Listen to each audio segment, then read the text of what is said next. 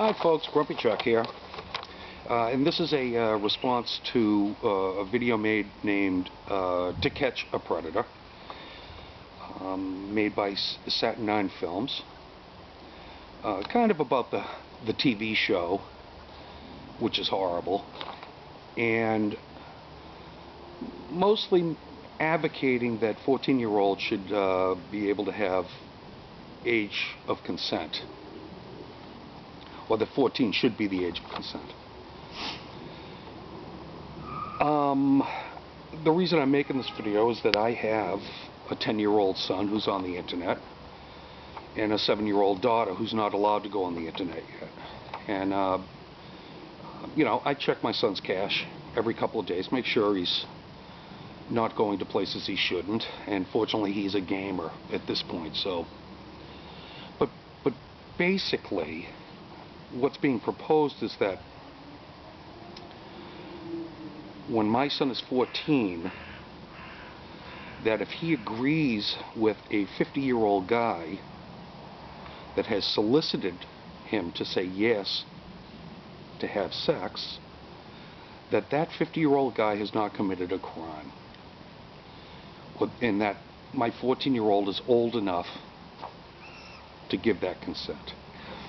Now I'm going to bring this up, this next thing up, because someone has already commented on the video and said most or many European countries have age of consent at 14. Now I live in the Netherlands. I'm an American citizen, but I live in the Netherlands. The age of consent here is 16. But that comment made me do a little investigation a while ago. And yes, there are some countries that have an age of consent at 14, mostly the Baltic states. Most Western European countries have an age of consent from 15 to even 18 years old. The only exception is Spain, that has a consent of 13. However, there are stipulations in those laws at 13 and 14 and even 15.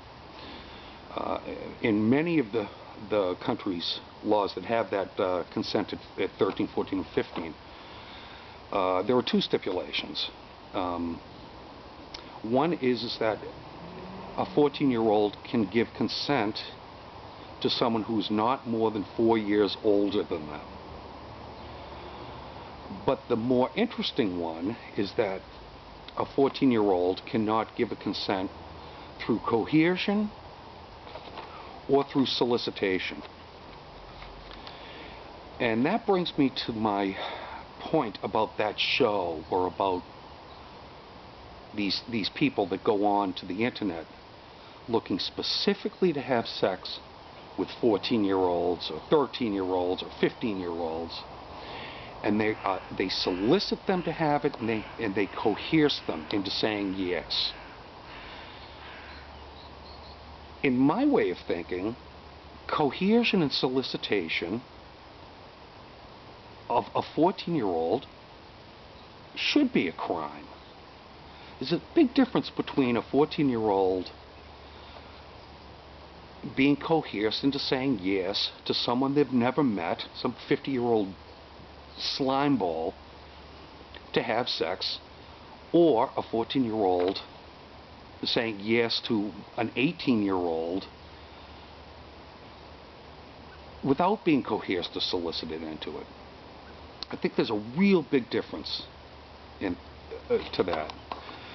Now, Cody, you said that, you know, you fucked up and did stupid shit when you were 14, and you regret it. You drank too much and got drunk and vandalized cars, and you weren't traumatized by that. But I think there's a big difference between being traumatized by vandalizing cars and getting drunk and having sex with a 50-year-old when you're 14, possibly for the first time.